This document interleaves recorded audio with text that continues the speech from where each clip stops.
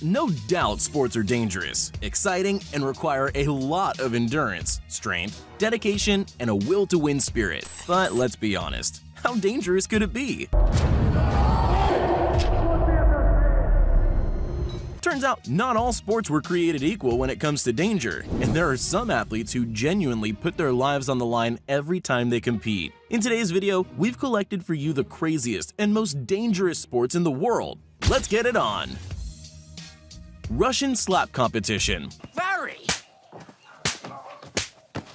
What began as a sideshow during the European strongman and weightlifting competitions has now become an internet sensation and a grueling endurance sport. Originating in Russia to demonstrate the great strength and pain tolerance of the competitors, the slap competition is very simple. Two men face each other and trade slaps until one is either knocked out or surrenders, with blocking or ducking the hit being against the rules. Finally, getting slapped at the bar after all those bad pickup lines may just pay off.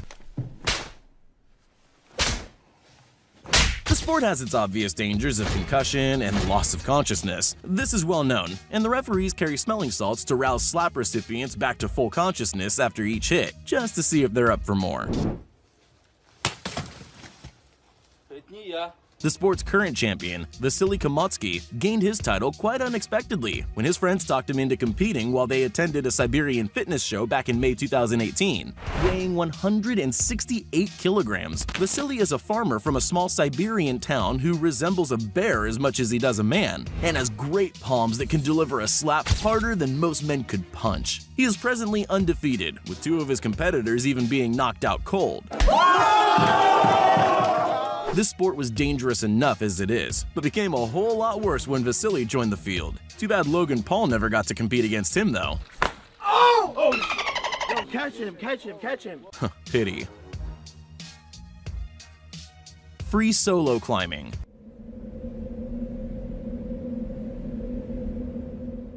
Bouldering and rock climbing are challenging and dangerous sports that require enormous physical strength, concentration, and planning to scale a wall or mountain. Even with a plethora of safety equipment, such as ropes, pins, and harnesses, there have been many deaths from falls. So take that, remove any and all safety equipment, and you have one of the most dangerous sports in the world. Free solo climbing. With nothing but their own strength, these climbers scale heights far beyond any survivable limits should they slip, fall, or even just get tired. The first recorded free solo climb occurred in 1869, when a man named John Muir climbed the cathedral peak of the Yosemite National Park. Since then, there have been hundreds of deaths as hopeful climbers aspired to the fame that comes from braving the risks, but then fall from great heights. One climber that has achieved that fame is Alex Honnold, minus the falling part. This 34-year-old American daredevil received worldwide fame when he became the first person to free solo climb the El Capitan cliff face in Yosemite National Park. Not only did he complete the climb entirely by himself and with no safety equipment, but he did the climb that normally takes professionals multiple days to complete in just under 4 hours. Other climbers have branched away from mountains, like Alain Robert, also known as the French Spider-Man,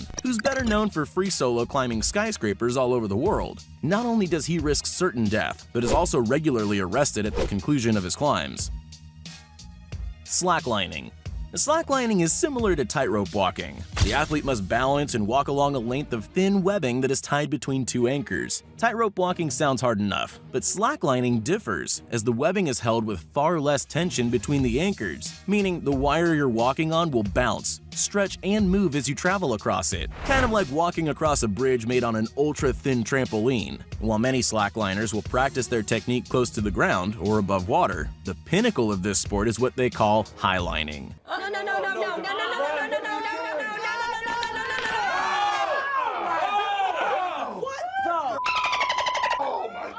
As the name suggests, this is slacklining, but at great heights. When done without harnesses or safety nets, this is one of the world's most dangerous sports. And despite being fairly new, there's already been one death and several serious incidents. As is the case with all the sports on this list, danger doesn't concern athletes who continually push for bigger and higher accomplishments. The longest free solo highline was walked in Hoonland Falls in northern British Columbia back in August of 2016. Friday Kuhn balanced on a length of 72 meters while being suspended 400 meters above the ground with zero safety equipment. If you're afraid of heights and dying, this isn't the sport for you.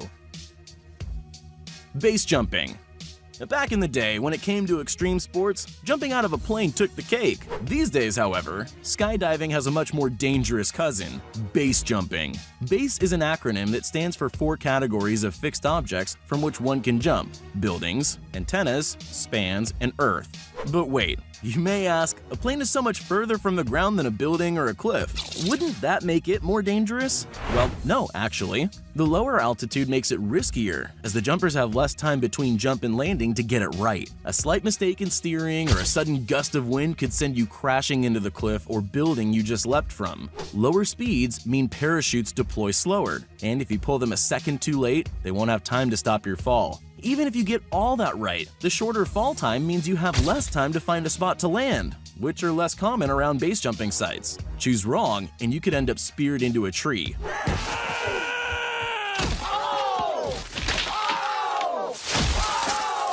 Or into a lake buried beneath the parachute. Because of all these reasons, it shouldn't be any surprise that there have been 328 recorded base jumper deaths between 1981 and 2017.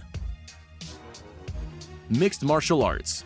Mixed martial arts is a full-contact combat sport, made most famous by the UFC's rise in popularity across the last decade. Despite the recent surge, MMA has existed in one form or another since the early 1900s. Originally promoted as a competition to find the most effective martial arts for unarmed combat, competitors from different fighting styles were pitted against one another with relatively few rules. These disciplines include kickboxing, Muay Thai, karate, taekwondo, and judo, to name just a few. Since its early days, the rules of MMA have changed significantly to allow it to become a more mainstream and regulated sport. Today, individual fighters incorporate several different martial arts into their style, along with fingerless gloves to protect fists and limit cuts. Weight classes and time limits were established, with the addition of referees to enforce stoppages or victories. Despite these implemented safeguards, MMA is still one of the most dangerous of all martial arts, as there have been 7 deaths in the past 12 years from professional fights, each arising from head and brain trauma. Even when there isn't a fatality, it isn't rare to see a fighter bleeding heavily from the head, with a fractured wrist, laid out with a concussion, or with a broken bone. Locking 2 highly trained fighters in a cage together?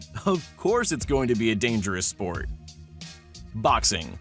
Another combat sport to make today's list is boxing. Despite being very similar to UFC fights, boxing is a single discipline, and is actually more dangerous than its MMA counterpart. Yes, even though boxers fight with larger protective gloves and MMA fighters receive 10% more injuries, boxers statistically received much more severe injuries. That's because MMA fighters target the whole body, whereas boxers are throwing hits mostly to the head. Getting successive hits to the face with punches that range from 300 to 500 kilograms of force will do a lot of damage. Detached retinas, brain trauma, and loss of consciousness is common. In fact, there were 650 deaths from professional boxing matches across a 90-year period in the 1900s. Given the danger, it's no wonder athletes like Floyd Mayweather get paid so much. Psst, hey, you still there? Well, since you made it this far, here are all the shoutouts we promised everyone that commented on our previous video. If you want to be shouted out in our next upcoming video and all the ones prior to that, just make sure you're subscribed to the channel and leave a comment down below saying "Pick me," as well as all our future videos, and your name will forever be featured on our videos for everyone to see.